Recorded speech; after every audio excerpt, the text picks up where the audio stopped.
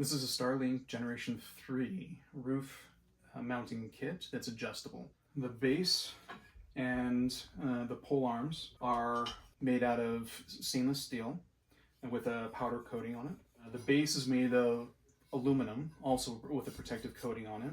It is a snap-on design. You can just easily snap in to install on the Starlink dish.